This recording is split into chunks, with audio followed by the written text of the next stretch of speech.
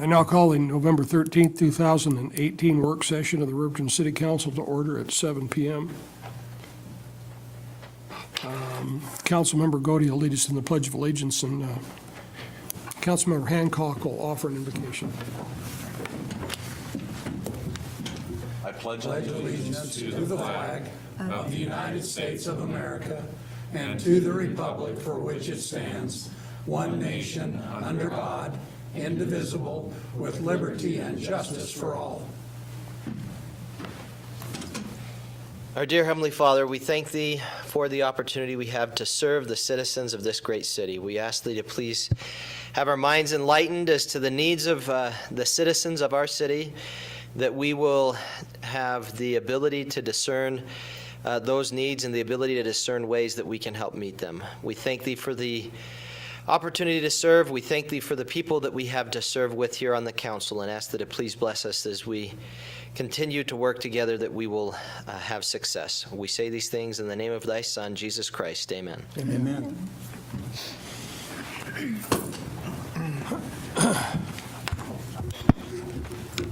Would the city clerk please conduct a roll call?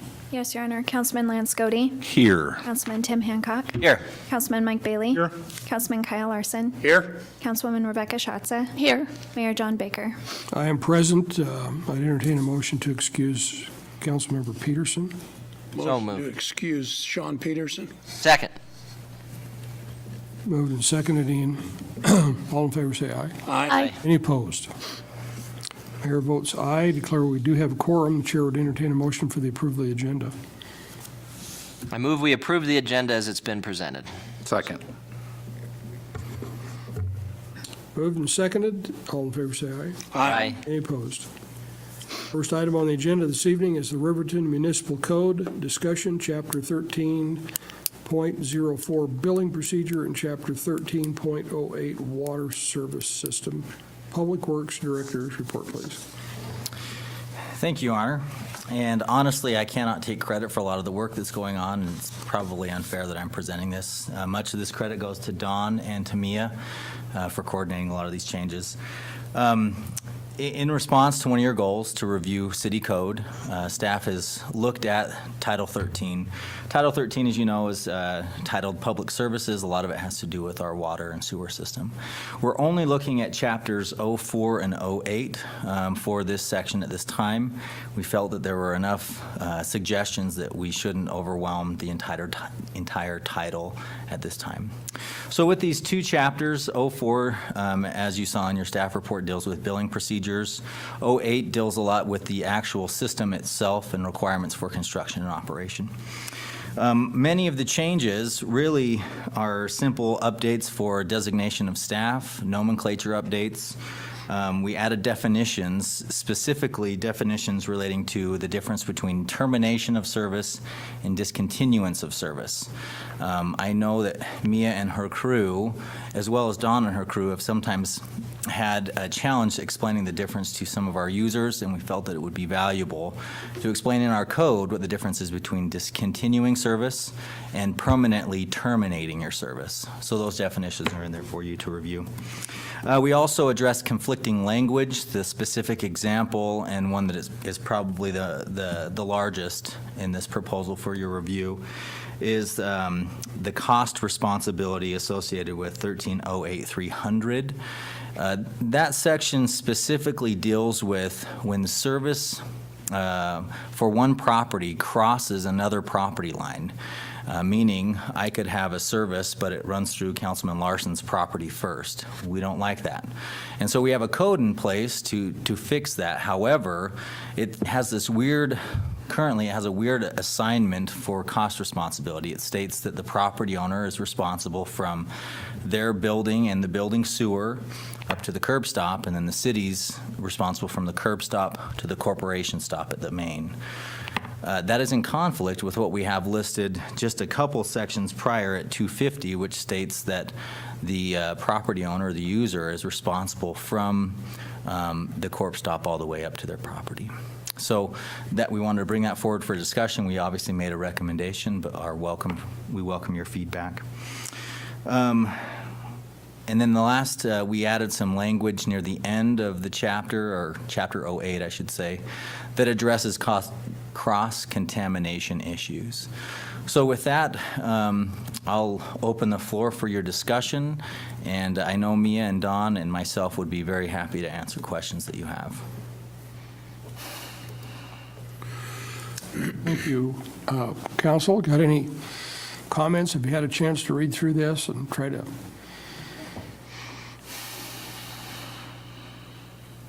Kyle? The only one I have is for service on a vacancy on a commercial property, not a commercial property, a rental property. What would be the cost to the city that we could give to the property owner for shutting off service? I think Tony knows what I'm referring to, and I'd like to beat that to death so that the citizens that are complaining about that understand that that's a cost to the city and they would bear it.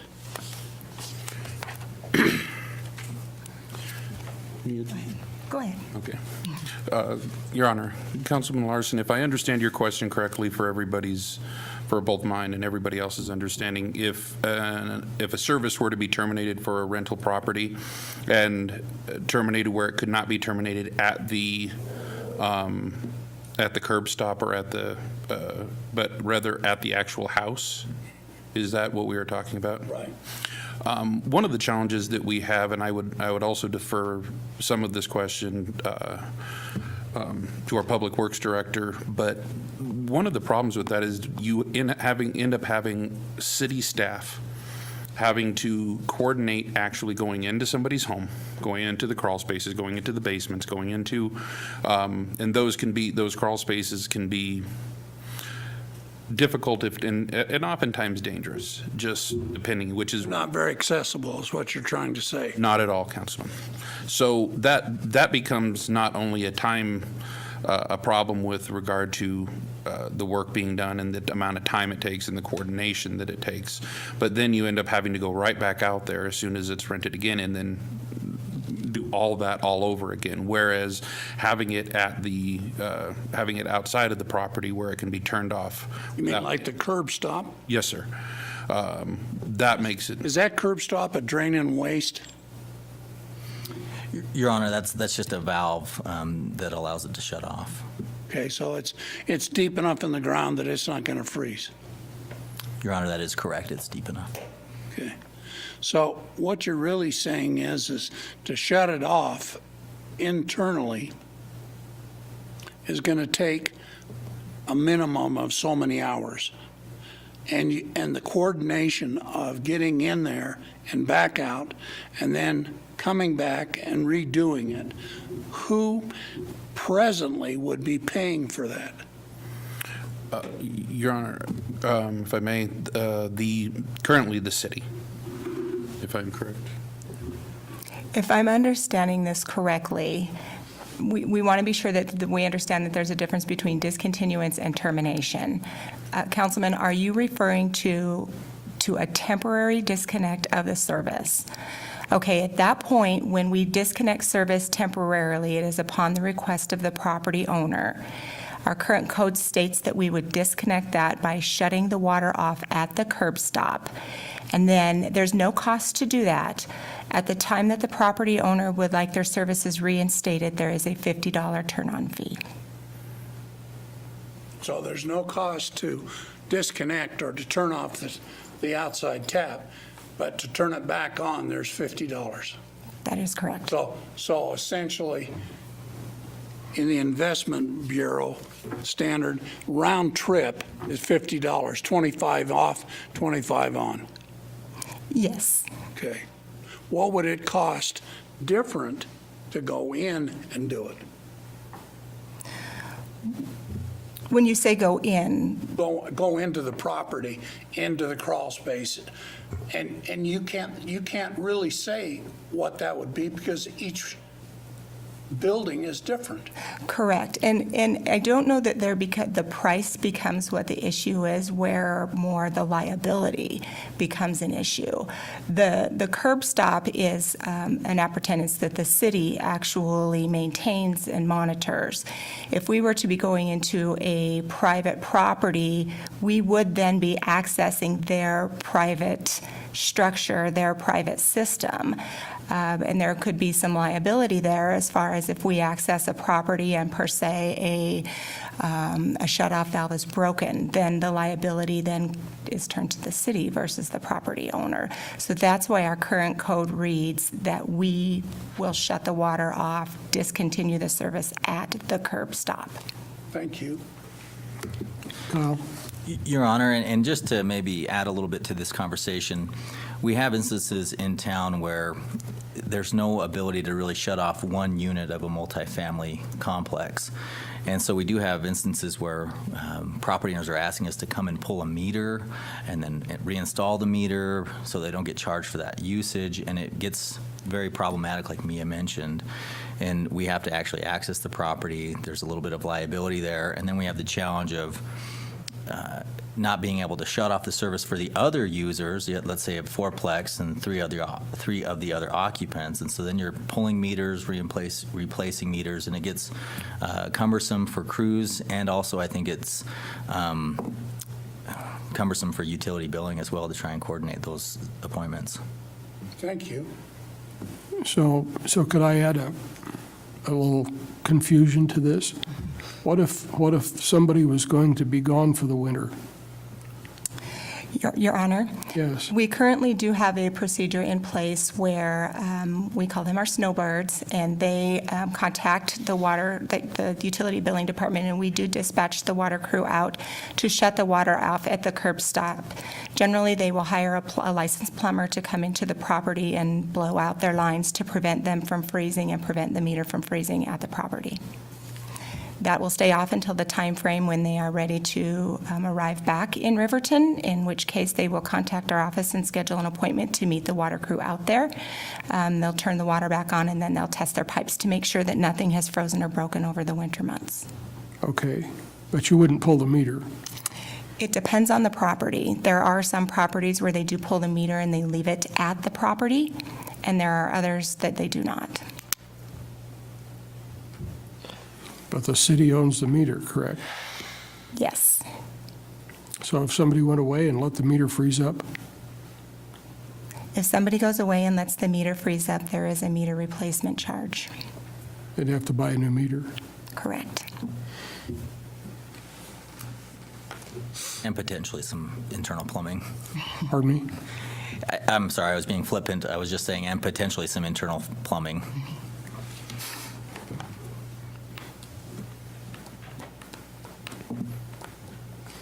Is there any kind of standard that we should have that says that there's got to be, for every meter, there has to be a curb stop? Your Honor, that's what I believe we're trying to state with this code, is that for every service, there is a curb stop associated with that service. And it's ideal that for each dwelling unit, there's an appropriate shutoff for the dwelling unit. But as we have existing structures that do not have that, they're grandfathered in, and so keeping it so that the shutoff is there for either 4 or 1 units is in place, but we have a provision saying when it's necessary, you can install or be asked to install curb stops for each of your units. But every unit should have a curb stop and its own meter, and then the corporation stop, which again, I should probably make a clarification between a corporation stop and a curb stop. Corporation stop is the connection that occurs at the main itself. There's a valve there and a connection. The curb stop is usually on the property or in the sidewalk, and that's where we can go out and have control over people who aren't paying, or these issues of discontinuance of service, where we can turn off the water at the curb stop and not have to go down, dig up the road, go all the way to the main and turn it off at the corporation stop. So is there a corporation stop for every service? Your Honor, I couldn't say if there's one for every single service, but there should be, and as we have the code moving forward and building practices moving forward, there should be a corporation stop there. And that was one of the term updates in this code. As you read through there, there was a previous term that was a little bit archaic, and we want to update it to what it is now. I see the term corporation stop in there, but there's no definition for that. Your Honor, that is correct. We have not added a definition, but we could at your direction.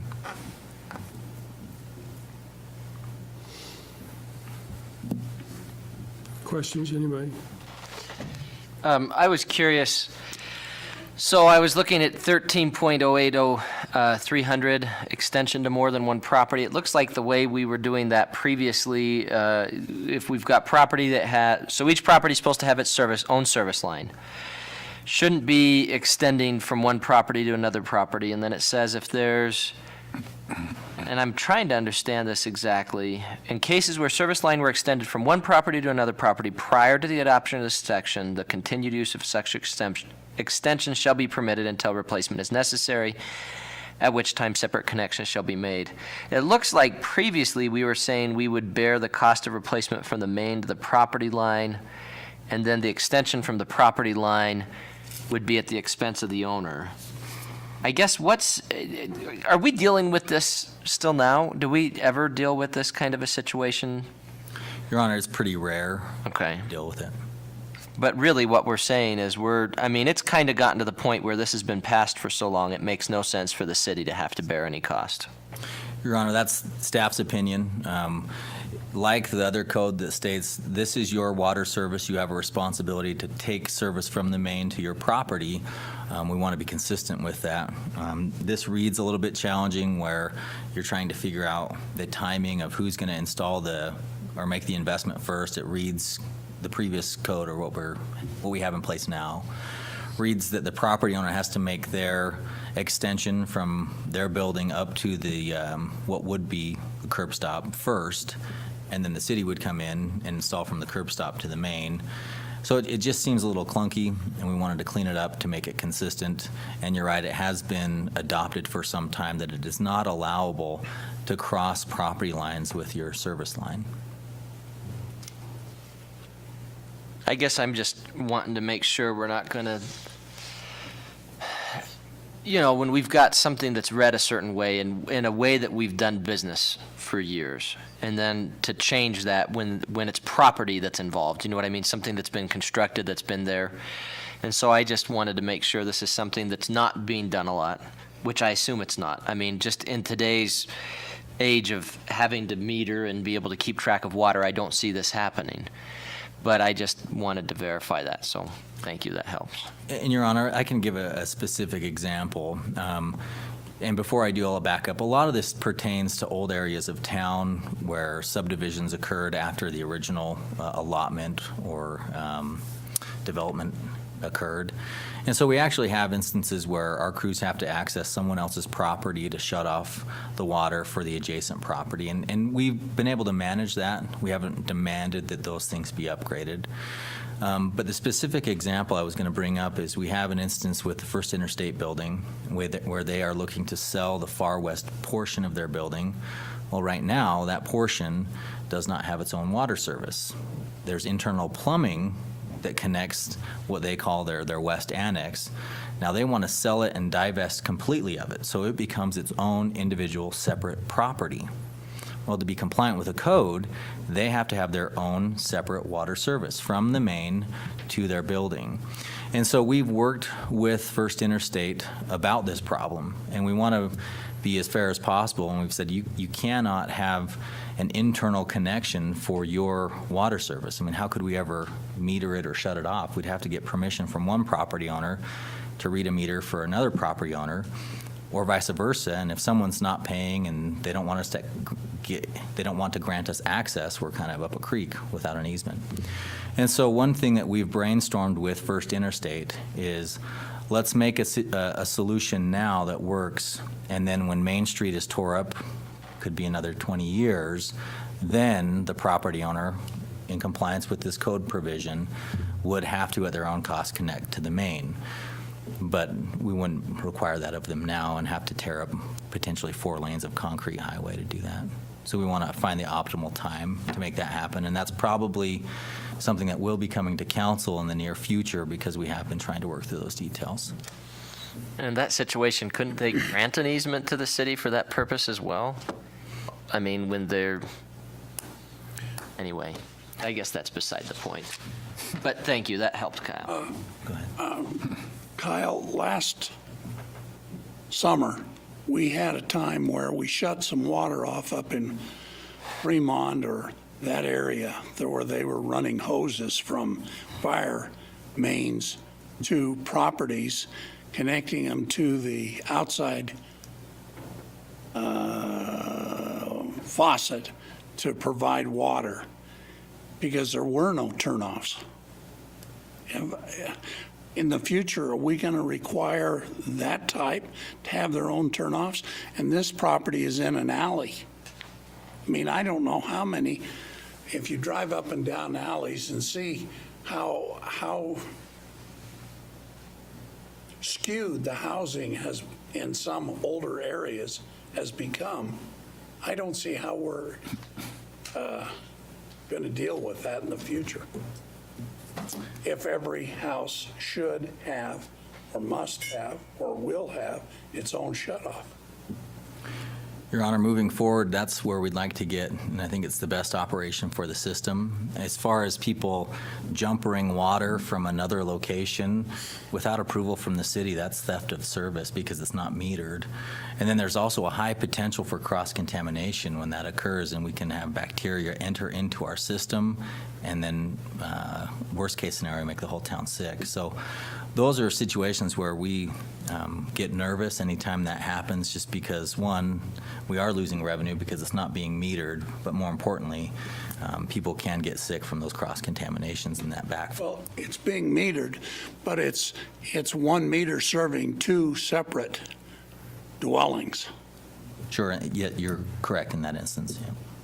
You know, I've got one fourplex with 1 meter that has 4 units on it, and I have no idea why somebody would try and think they were cutting a hog in the, I mean, it's $25 a unit. That's about the average per month water usage on a, and it doesn't matter whether you have 1 unit or 100, that's what it figures out.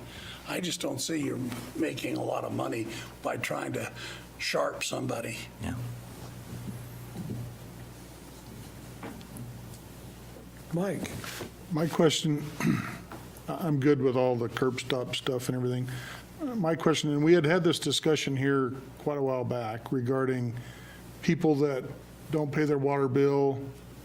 You know, we send them a notice, tell them we're going to shut their water off in X number of days. You know, a big chunk of them come in, you know, an hour before you say you're going to shut off their water and pay their bill. Then there's always that X percent there that don't pay their bill. You end up going out and shutting it off, and then I'm sure they then come in and pay their bill and you reinstate. So as I understand this, they get charged $50 basically every time they shut it off and turn it back on. Your Honor, that is correct. Okay, then do we make them put a deposit down then, or, you know, credit-wise, treat them differently than somebody that's paid their bill on time like they're supposed to all these times? Your Honor, we do not. When we have rental situations where there's a tenant in the property, ultimately our property owners are held responsible for any unpaid bills that are left by their tenants. So we do collect a $150 deposit from every tenant that moves into a property. And at the time that they move out, that is applied towards their last month's bill or their final bill, whatever their balance is. And then any remaining balance is the responsibility of the property owner, which is why we go to such extensive lengths to try to recover that money and to collect on it before we shut off. But we do work within the guidelines of our code in terms of shutting water off. And it's a very rare instance that we do have a property owner that actually does have to pay for that. We do still continue to try to collect from renters even after they have moved out of the property. Okay. Well, I would suggest that if we don't have it, that we should put it in there to where if somebody, even if you say that if they haven't paid their bill twice, then they ought to have a deposit in place so that, again, the city or the property owner or the rest of the system is not held, for the money that's not getting paid. We can certainly explore that. As an incentive for them to pay their bill on time, mainly.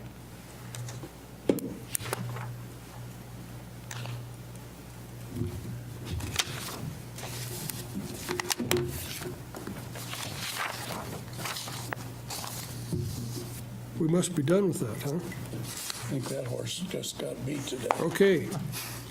Shipping containers. Community Development Director's report, please. Thank you, Your Honor. In the last few months, the department is taking a couple phone calls inquiring if shipping containers are allowed in residential zones. The existing municipal code defines a shipping container as a metal fabricated reusable box designed for shipping merchandise by rail, truck, or vessel.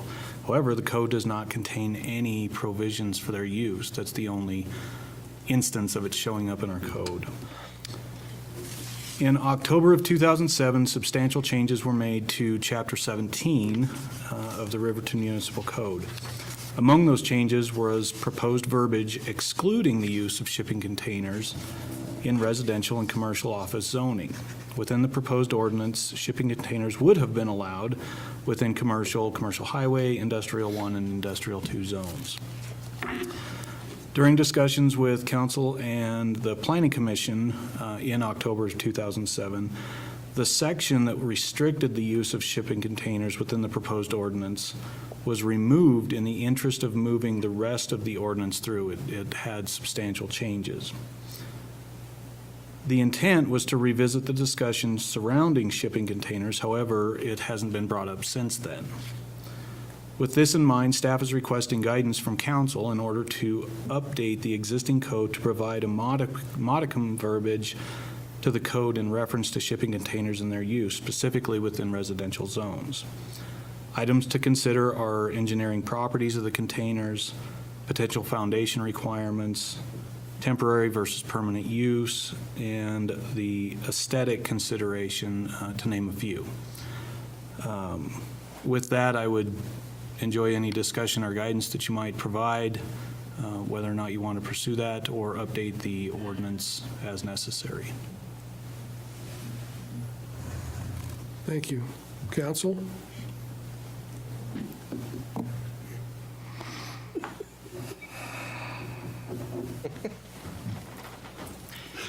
Go ahead, Tim. So we've had two calls, two different people, not the same person calling twice. Your Honor, that's correct. And are these in residential areas? I saw that the consideration previously was residential and commercial office. Are both of these calls, were they referencing the use of shipping containers in a residential area? Correct. And then are these two individuals calling about the same shipping container, or we have shipping containers rampant in the city?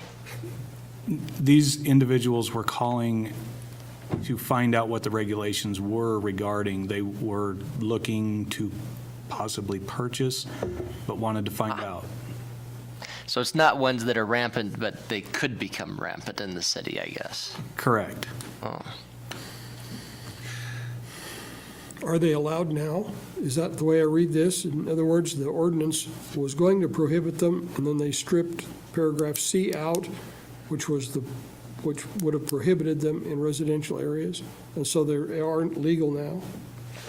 Your Honor, my interpretation of the definition is if they are not being used for shipping merchandise on rail, vessel, or truck, then they're not allowed. Oh, okay. See, containers prohibited in residential and commercial offices. Oh, but that was stricken. That's gone? Yeah. See, that's what I'm confused about here, is that if C was removed from that and never passed, that says shipping containers are prohibited in all residential and commercial office zone districts. So the way it reads now, they would be allowed. Is that accurate? They're not allowed. It would seem to me that it's not spoken to. Correct. Is the only reference is what you're saying in the current ordinances is that definition, but doesn't say prohibited, doesn't say allowed. That's the only reference. Your Honor, that's correct. There is no provision or past the definition, there is no verbiage contained in our code. Because we intended to revisit it at a later date, which never happened. 11 years ago. I believe so, yes. 11 years ago. Yeah. Mike? So in our ordinances regarding auxiliary storage buildings, whatever, do we have size restrictions or anything like that? Or is it just I know there's some setbacks and how close they can be to the property line and, some of those so what are our restrictions on those? So if they're less than approximately 200 square feet, which most shipping containers are, unless you get into the really large ones, they are less than the 200 square foot requirement to have a foundation and Okay. Not be the skid type structure, which, without getting too technical, these would be definitely stretching a skid definition. Because I guess in my opinion, if you have a 20-foot, storage container, shipping container there, or an 8 by 20 storage shed, I don't see, the huge difference in the, I mean, I guess you could have a storage shed that's, sitting there in rack and ruin and not being painted and all that just as bad as you could have a shipping container sitting there that's not being painted and kept up properly. So aesthetically, I think you could argue that storage sheds could be just as aesthetically bad as shipping containers, so. Lance? It would seem, though, your additional concerns would be one of the big differences is that what the shipping container was used for prior to its use as a storage unit on a property. That there's a valid concern that we don't, in many instances, know what they've been used for, and that would additionally concern. So that would be the difference than, say, a stick-built shed unit that's put on, that granted it may fall apart, but it wasn't used to ship gasoline or something along those lines from China. It was built out at the place out here on the edge of Webwood, probably. Your Honor, that's correct. One of the largest items to consider, in my mind, would be shipping containers are designed for a very specific purpose. They're designed to be airtight and weather-tight, which, as detailed in the report or the memo, would ostensibly make them a very great shipping or storage unit. However, when volatile or high-energy compounds, fuels, are used or stored, they have a potential then to cause fire or explosion. In a standard stick-built structure, you have plenty of expansion room. Yes, you're going to have damage. But when you contain that potential fire or explosion within an airtight container that is sealed with 200-pound metal doors, the energy release during an event like that can be orders of magnitude larger. It seems like that's what really does separate the difference between a storage or a shipping container and a storage unit or storage stick-built, is that it's what its original purpose was. Now, I know there are companies that make shipping containers that were never used as shipping containers. So there is potentially some exception, but it seems like rather than try to write an ordinance to propose the allowance of a few exceptions, it would make more sense aesthetically and safety-wise to add C back in to specifically prohibit shipping containers so that we don't have to get into the regulation of determining was it used to ship pillows, or was it used to ship gasoline? Seems, For one, they don't ship gasoline in shipping containers. Okay, so thanks, let's don't overreact there, okay? You couldn't afford it if they were putting it in 55-gallon drums and shipping it on a shipping container and shipping it over here. But, you know, I think if you would want to add something where they have to be ventilated or, you know, air, you know, so that they aren't airtight, if that would be something, that might make some sense. But, you know, I think people use those because they're a very cost-effective way to have a storage container in, you know, a storage shed in your backyard or your property or whatever. You know, I use some down behind our shop just to put stuff in for my truck drivers when they need to get in and be able to get something, and it keeps the weather out, and, you know, I mean, it's way cheaper than trying to build a building and have to go through all of that. So, you know, I think aesthetically, you could write something that would accommodate, they've got to meet some kind of standard, but then we'd have to make all the other storage sheds meet the same standard, okay? And you could make a stipulation that they have to be ventilated if that's something that's critical. I mean, some of the ones I have little holes in them with little vent sliders on them. So, I mean, I don't think they're airtight. Some of them might be, I don't know. But I guess to me, I don't see why we should restrict people being able to use those if they get treated appropriately, no different than, you know, there's a nice, pretty shed that's brand new and painted, and there's a nice shed that's about ready to blow away and fall over. And you could have that argument about any kind of structure that we have, so. Is this something that's been brought before the Planning Commission? I mean, because this is where it died last time. Have they discussed it at all? Your Honor, that's a great question. A proposed ordinance to change or add verbiage to our existing code, yes, would need to go in front of the Planning Commission first. I thought I would take the temperature tonight at the work session to see where it needed to go from there. I would be happy to look into appropriate verbiage for, as Councilman Bailey indicated, appropriate ventilation. How do we make an intended item for shipping safe for, or an appropriate use in a residential type setting? I'd be more than happy to do that. And it sounds like they are being used, and I don't know what your property is zoned, not commercial office. Commercial highway. CH. Wouldn't be commercial office. And then I was also thinking that the county office building uses them, because they had them around the courthouse for a little bit, and then they've now got them there just to hold different things in, which is fine. They So probably weren't intended to be ballistic shields when they were designed. No, I don't think so. So, yeah, that happened right before I started working there, and nobody told me anything about the bullet hole until I had already agreed to work there. And then they're like, "Oh, here's the bullet hole in the wall," and I'm like, "Why did nobody?" Anyway, that's it.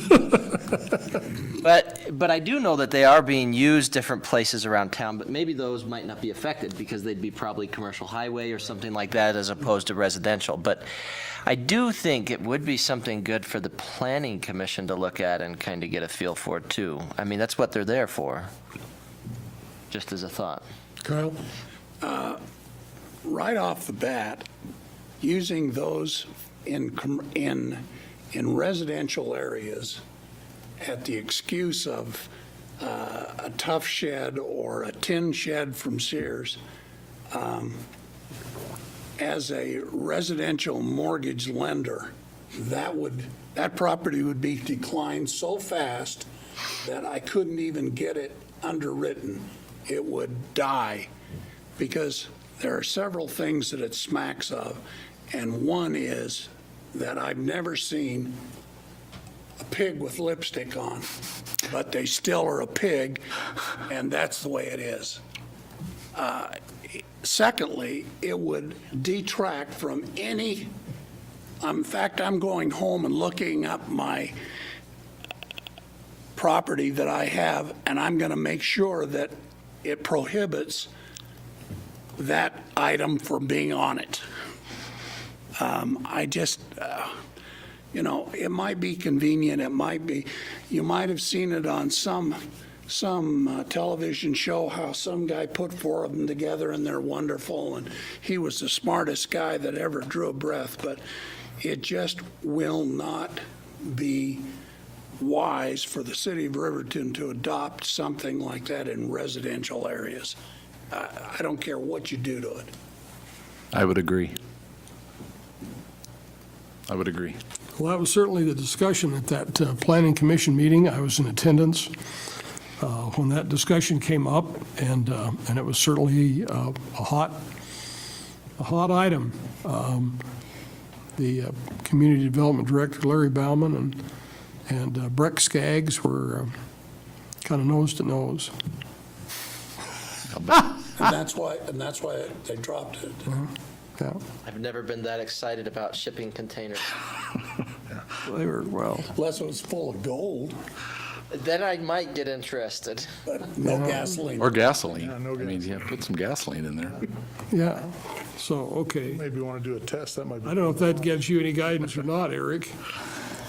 I'm great. You're great. Yes, We had the discussion, didn't we? that is exactly what I hoped for.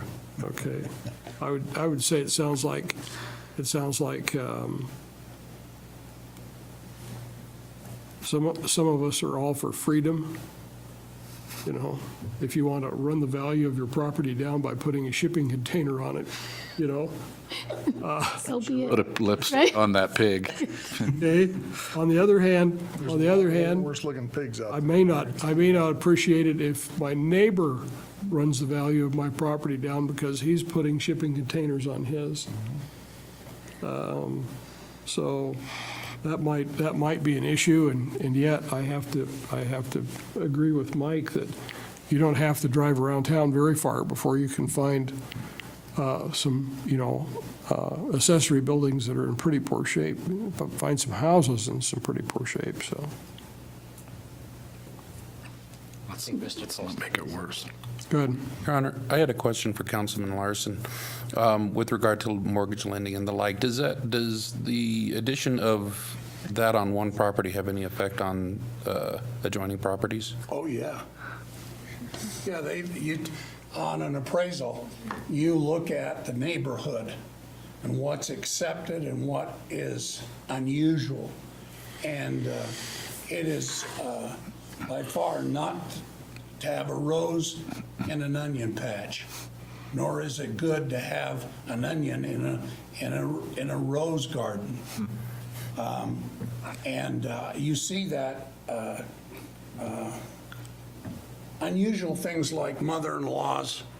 I want to build a house behind my house and put my mother-in-law there. Now, that's, in the past, was accepted, but as the country matured, that was eliminated. So it's what is acceptable in the community. 15 years ago, 20 years ago, geodetic homes were thought to be really cool and neat. And there happens to be about 9 of them in Fremont County and Sweetwater County total. But it's not accepted. So then the next fad was building a house out of straw bales. And there were a bunch of them in New Mexico because they were heat efficient. But those type of fly-by-night, razzmatazz type buildings, if they're not acceptable by how many have you got? What is the community accepted of? That's what helps. And those situations with a shed in the back that is deteriorating won't help you in your appraisal, nor would the brand-new, super-fast, structurally sound storage shed made out of metal help you if it's not 3 of them in the neighborhood. So It's what is acceptable, what is common for the area. I mean, I guarantee you, you wouldn't have got one in Big Wyoming 5 years ago. I don't care what you do. They wouldn't allow it. Thank you, sir. Your Honor, I should note that that's where one of the calls came from. That one of the calls actually was from Big Wyoming, and it was actually Broadacres. Yeah, because they've got a lot of area back there. Was that you? I don't know. Broadacre. Your Honor, it was one in the room. Was that you? There's several people in this room that live in Big Wyoming. I was gonna say. Yeah. It was Tony, wasn't it?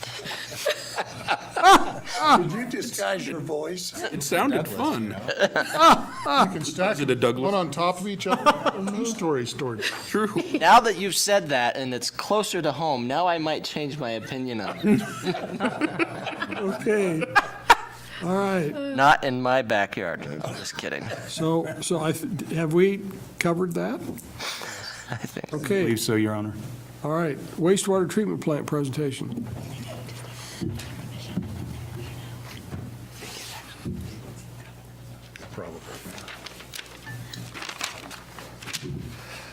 Thank you, Your Honor, for this opportunity to present what we do with the wastewater plant at the request of the mayor. Thank you for coming. You're welcome. We'll get right started. There's our lead-off picture is front of the plant, summertime, nice and green. Other than myself, we have a certified and exceptional staff of 3 operators and a mechanic. Our mission is to protect public health and the environment. I mean, basically, that's what it comes down to. Treatment plants require near constant supervision. There's at least one operator there 10 hours a day, every day of the year, including holidays. At night, there's a dialer system that will call out if an alarm should happen. A few years ago, Reader's Digest had an article with a little graphic from the Wall Street Journal that ranked wastewater operators as number 2 job Americans can't live without. Was number one? I want to know number one. Nurses was Okay. on that, yes. Here's one and waste. Start off, here's a picture of interest. This is the first wastewater plant in 1959 for Riverton that was just right east of where the current plant sits right now. We've had that down at the plant. I thought it was pretty interesting. Something new. Not much going on out there. It sits there all by itself, not anymore. Next, this is the current plant that went online in 1986. Has a capacity of 4.95 million gallons per day. That's what it's designed to treat. That's about 3,400 gallons per minute, if that was, average for a 24-hour period. It has a daily peak flow of 6,250 gallons per minute that it could treat. And we have pushed that sometimes during really heavy, wet spring rains. 12-month average, the previous 12 months right now, we're at about a 1.6 million gallon per day average. That's less than half what the plant's designed for. And you can see there's those 2 silver domes in the 2 basins back there. One basin is empty. We only use half the plant right now. Basically, that's all we need to use. That flow also includes septage from the surrounding area, people that live out in the county and have septic tanks, and the oil and gas fields. They have to do stuff with their wastewater too. They can't just dump it on the ground. So that gets hauled here also, and we charge a nominal fee for all those services. In the previous 12 months, like I stated, that total is 578.2 million gallons that we have treated at the plant. And that's actually down from the previous 12 months before that, about 115 million gallons less. It was drier this year, and so I think that's part of it. Our flows just weren't all that much higher. We remove waste using physical, biological, and ultraviolet disinfection. And I'll explain each one of those as we go on. That plant was 1986, cost $8 million to build. In 2008, we had this dewatering facility added on, along with some other process upgrades at a cost of $5.2 million for that. And it was a great upgrade anyway. It was very much needed. We are regulated by the Wyoming DEQ. They issue us a discharge permit. We apply for a new one every 5 years. That lists all the requirements we need to do for our discharge, the testing we need to do, and the permit and the limits that are allowed on our pollutants. We run in our lab. Every week we have to do 2 days of testing on a 24-hour composite sample, plus daily samples we have to run also for our permit.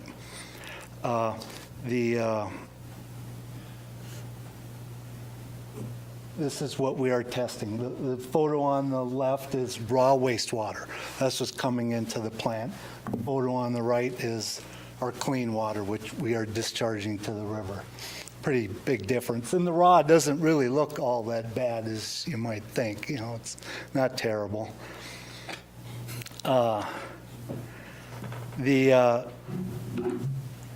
We also have other testing that we send off. We have monthly testing. The state's doing a nutrient study to find out why the blue-green algae blooms are happening on Boysen.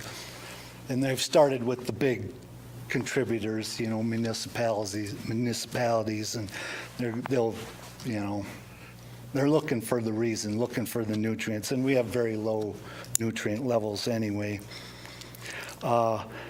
We also do quarterly testing on our effluent, where it's called toxicity, where we send it off.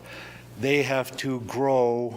They use 2 different organisms that have to grow, survive, and reproduce in our wastewater for us to pass that test. So, and we've never failed that, and that's a quarterly test. And then annually we do all kinds of pollutant testing that is required for basically industrial waste scans, looking for contaminants of that sort. And that's just a one-time sample. Excuse me, my mouth's getting dry. All right, and then we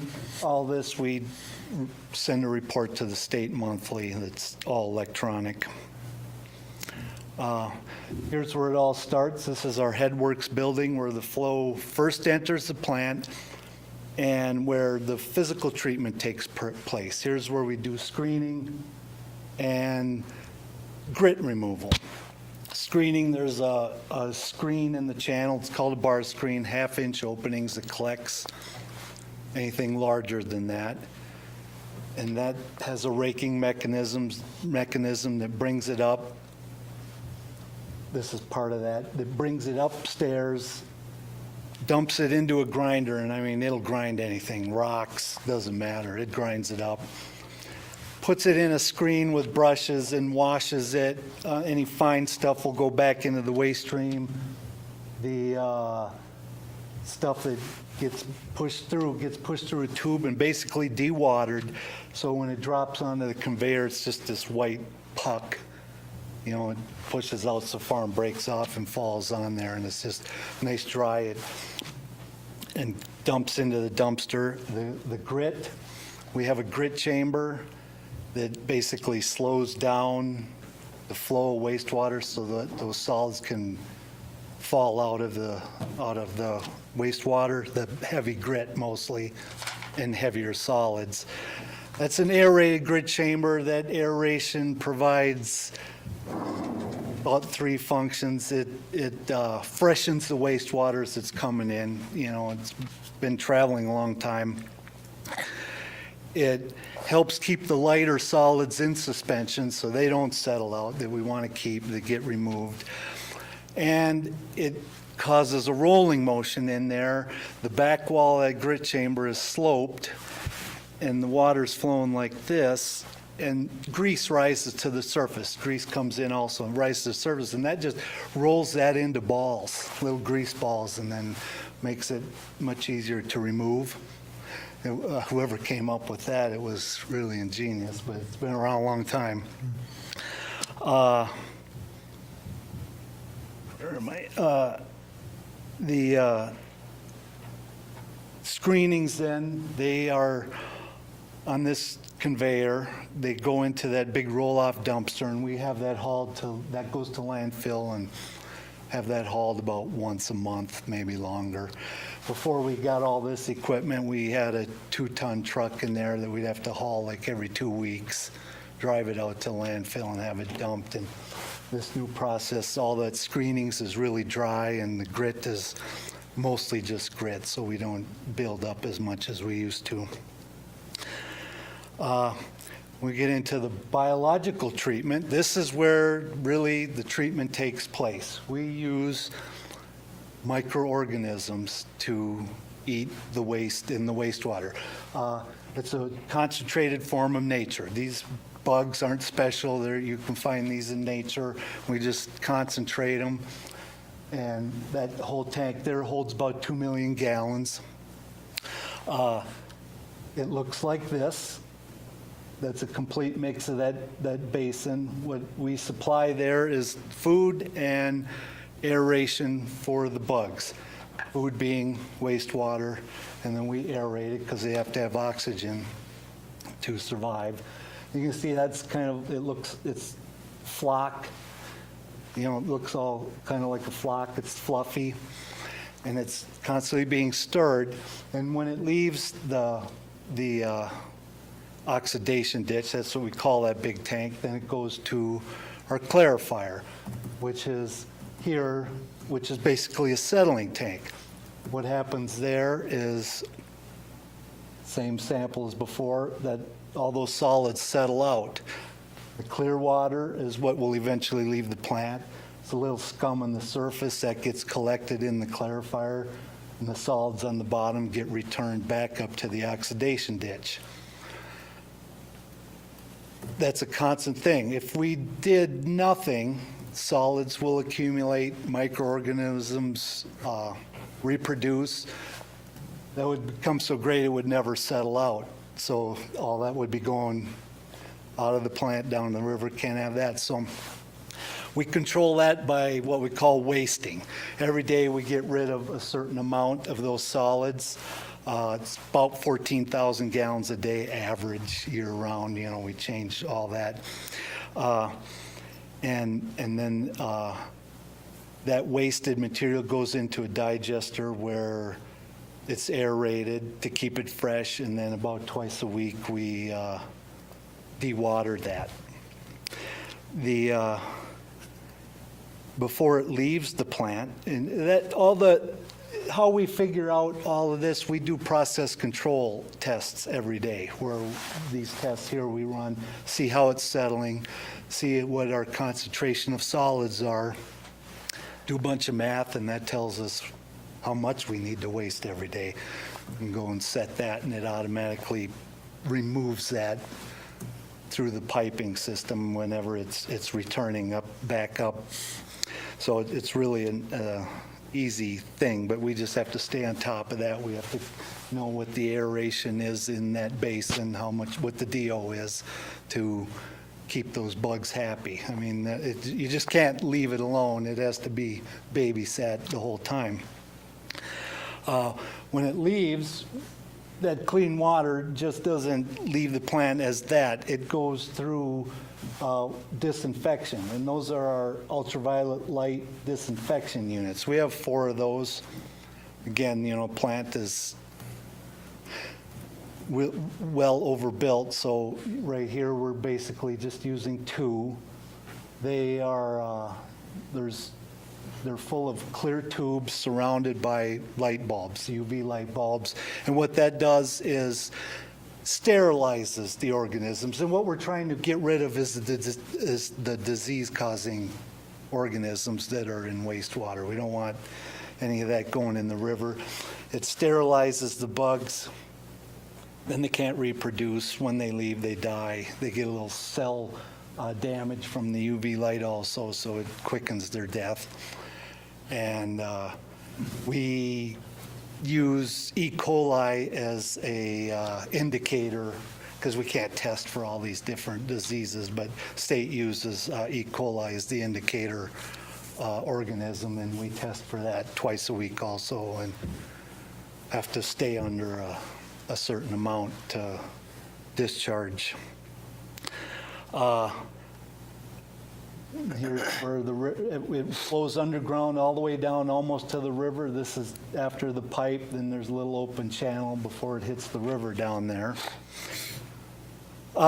We don't just send it all down here. All our grass at the plant is irrigated with our effluent.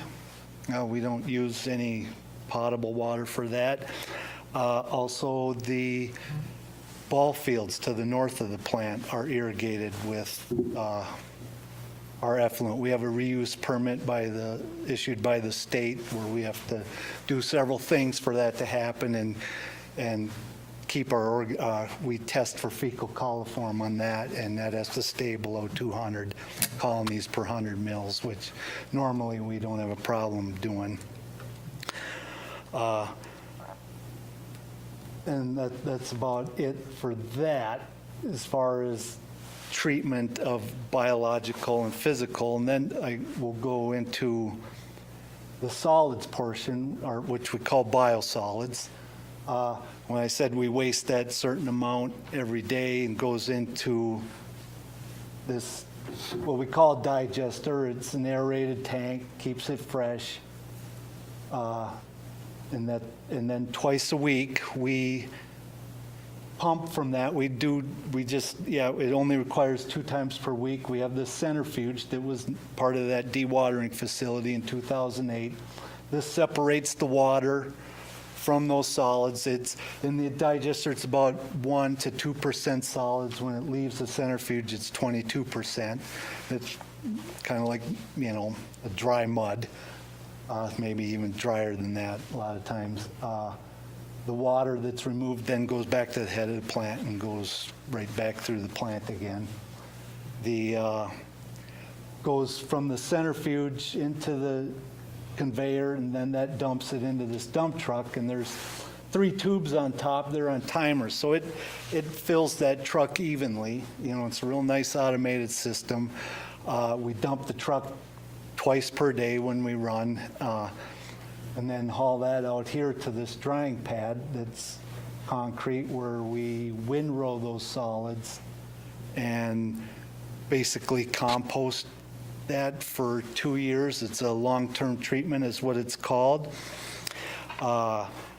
We have to monitor the temp of those piles in at least 7 different places every month. We have to turn it at least 4 times a year, which is required, and we also have to monitor the percent solids of that. And the first year we have to maintain a certain wetness, and after that it doesn't matter, and it needs to get drier, and then the second year of treatment we do pathogen testing and metals testing, where we have to meet all of that, and we come in very low. The state, and this is more regulated by the EPA than the state. State doesn't get all that involved, but the EPA considers this Class A biosolids, that's for the pathogen part, which is the best, and exceptional quality, which means it has any use. There's no restrictions on its use. So when it's all done, it looks like dirt, smells like dirt, really, and we sell it to the public as a soil amendment. And you can use it anywhere. People use it in their gardens for grass fertilizer, flowers, anything. Works really well. And generally, where are we at here? This is a pile that was not current. This is an older picture, but this is a stockpile of pile solids that are for sale. I mean, that's what it looks like when it's all done. It's really pretty nice stuff. And we can only keep that after it's done with treatment. We're only allowed to have it on site for 2 years, and then it's got to get gone one way or another. So right now we're in the process of getting rid of some, and we're selling it at a really good rate. Some people are coming in with semis and getting, because other than that, it has to get gone. Besides wastewater, we perform other duties. We treat grease from restaurants, delis, all these different places have grease traps in their sewer line there, so it doesn't come down the line. And haulers go in, outfits will clean those out. They bring it down here and pump it into that white tank. It's a 2,000-gallon tank. We add lime to a pH of over 12. It usually takes about 4 bags per 2,000 gallons, but we add it enough until we get over a pH of 12. Mix that for 30 minutes, and what that does is destroy all the cells and everything in there. So comes in, usually it doesn't smell great. When it's done, there's really no odor. There's no attraction for creatures or anything, Then we dump it into a drying bed and let it dry. And basically, we're almost making soap. Lye and grease make soap for simple purpose. And when it dries, it's just this light, flaky, non-greasy material. And that gets put into, once it's dry here, and we'll move it into another bed. This wet bed on the right, we also treat sump material from car washes, shops, all these different places, and that's regulated. We have IME do the testing and classifying of these sumps to make sure that there's nothing bad in them, and that we just don't get any old garbage brought to the plant, because otherwise we couldn't get rid of it. So it's all good when it comes. The customers all pay for that testing on their own, and that's a long thing. It isn't all that cheap either, I don't think, but that gets dumped in there. That dewaters just by evaporation, gets put in the other drying bed. And we mix those two materials together and basically use it. We add on to right now to the backside of the police officer's shooting range there on their berm. It's a clean substance. We also,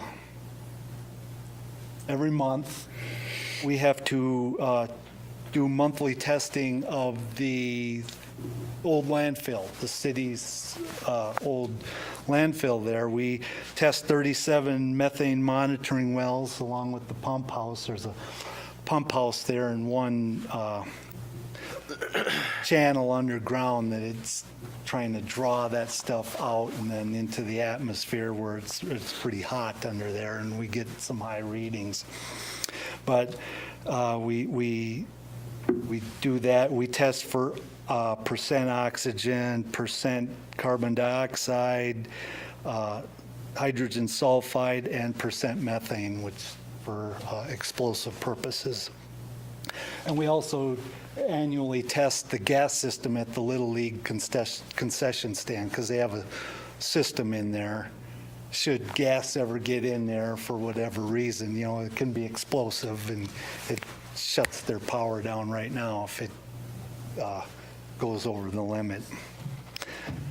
We also give tours every year. Last week, we finished up with the whole sixth grade. Every year, we get the whole sixth grade class. There's 8 tours, 4 a day. They come down and whip through the plant, and they enjoy it, and it's kind of fun. So, and along with that, we get other schools. CWC has come, you know, and we're glad to give tours to anybody that shows up and asks. I mean, it's important. Everybody knows what goes on. The plant, you know, 10 years ago, we got the dewatering facility, and all this equipment here in the headworks, that was part of that upgrade. We got new lab expansion. All we did was expanded the lab and made it quite larger. We had, you know, seems like every time we get a new permit, there's more stuff we got to do, more testing and stuff. So, but the plant is 32 years old right now. It sometimes can, you know, we push sometimes that half capacity. In the springtime, every year we put on a second clarifier just because the flows can get too high for one to handle, and it doesn't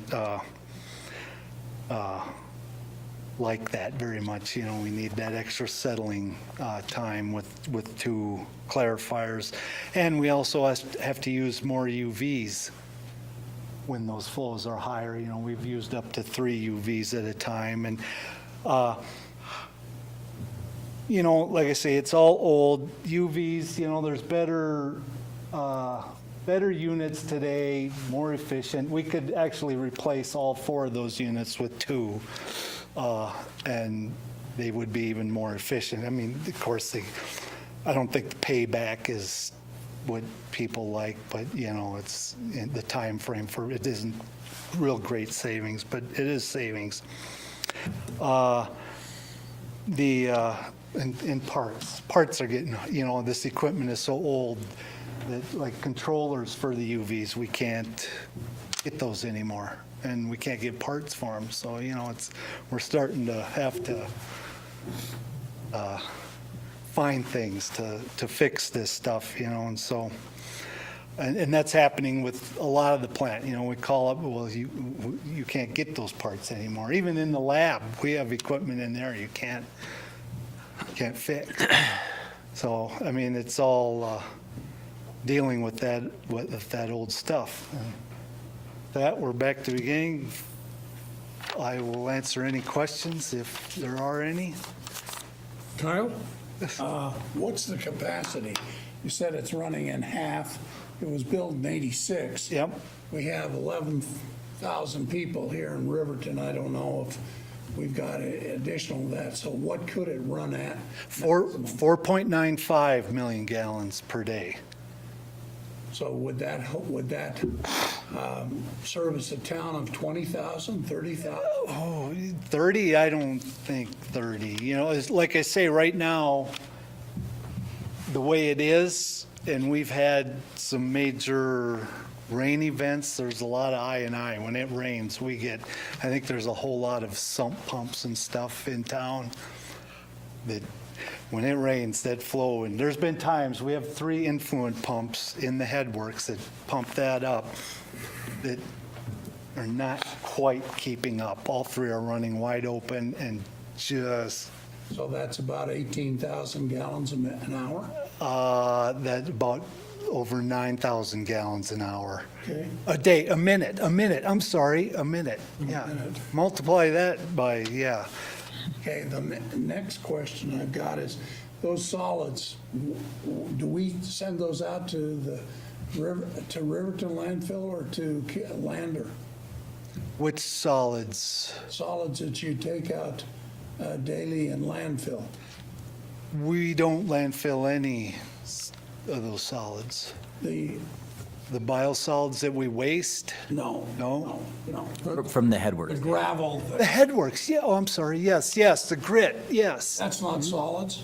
Yes, it is. I'm sorry, I had biosolids on my mind, so I that, mean, I'm not talking about the mill organite, I'm talking about, the grit, all the sand and stuff in the water out to the trash, landfill. that goes to landfill, so that goes out to, out to sand draw. okay. And just as a clarification, you'll actually see in the finance packet how that's charged to the sanitation fund, the sewer fund rather than sanitation fund. You'll see that broken out on those invoices. So it pays for itself.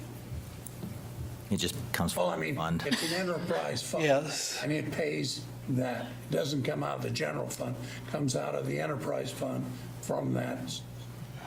Correct. It comes from the sewer enterprise fund rather than the sanitation enterprise fund. And just while I'm occupying the mic, I was hoping maybe, Dan, could you explain what INI is, just from education INI, yes, inflow and infiltration. You know, there's maybe bad pipe underground, bad sewer lines, and like sump pumps. You know, sump pumps in most of the country have been outlawed. You know, they're not allowed because it causes issues like this. And if it was a chemical plant where, you know, we had to use alum or something for, that's based on flow, you know, and the flow goes up because of I&I, you know, you're really wasting a lot of, you know, and like I say, we've been real close to almost going over the channel in the headworks there from Your Honor, if I can make it rain. just a connection, because we're talking about the capacity of the plant being 4.9 and we use just under 2. In fact, we sometimes are only at 1.6. However, that capacity can almost be met at the head gate, or not the head gate, but the headworks pumps, and then also the clarifier. So even though we have capacity, when we have large rainstorms, it shows that our collection system has some deficiencies in it, meaning we're getting water from something other than people running the shower, running the dishwasher, or flushing the toilet. It's not a closed system like it should be. We get quite a bit from, like Dan was saying, from sumps, from groundwater. I hope we have no stormwater connections into our sewer. We shouldn't, and we haven't found any, but it just shows that on large rainstorms, it's not a closed system, and it shows that the treatment plant is significantly impacted by the collection system, all the piping throughout town.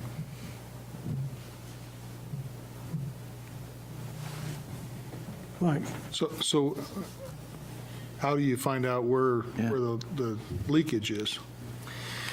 Your Honor, I think we hire someone small enough to just go check all those pipes. During a rainstorm? During a rainstorm.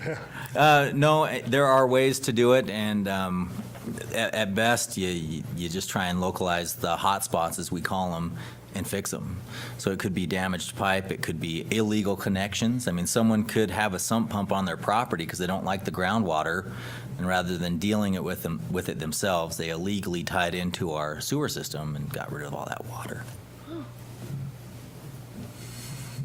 When you've had the sixth graders come, do you ever get any that say, I want to be in the second most high demand needed profession? Well, they don't put it that way, but there's been a few that say, I want to work here. Cool. Yes. Good. And, you know, really, it's a great job. I mean, every community has, where do you want to live? You know, there's, You're in high demand. yeah, and it's getting harder. They're all older. There's not a lot of younger people doing it, and so a lot of retirement age operators out there. So is this a on-the-job training program or kind of a deal, or? Mostly, Can you yeah. go to college and learn how to handle wastewater? I did that. Okay. I went through a 2-year community college for water and wastewater and that, but most people just enter as a basic operator and on the job learn it. Kyle? On your discharge, who do we send that to for testing, and what is the testing on that? We do some of that ourselves. Okay. And the stuff we send off, we send to WAMCO Lab in Casper. Okay. They send us coolers, and we put the sample in there and send it off. That's our quarterly testing for toxicity. All the other testing we do, I bring out to ZI Labs here in town, and they take care of either running the tests that need to be done or sending it off where it needs to go, if they can't do it there.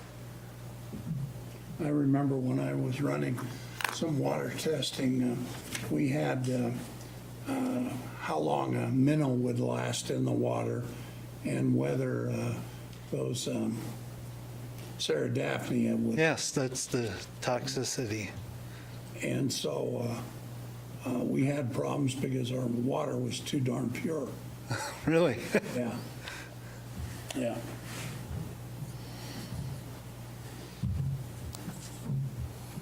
Well, I appreciate this. Thank you. This was very helpful to me, so thank you. And thank you for doing it. Okay, you're welcome. Very good information. Yeah, thank you. And I would imagine that when the water goes into the river, the water it's mixing with is not near as clean as the water we're putting in Correct, there. correct. Sure. Yeah. So we're helping the We're river. cleaning, Yes. we're cleaning up the river. Yeah. It is. And how many million gallons a day did you say we put in the river? Right now, we're averaging today 1.5. Okay. And maybe Kyle, you might know, for the water treatment plant, how many gallons a day do we take out in the summertime? Oh, man, I'd have to look at, Hold you right to the you fire. know, what's coming to mind is 2 million, but I could be completely wrong. Don, what do you think?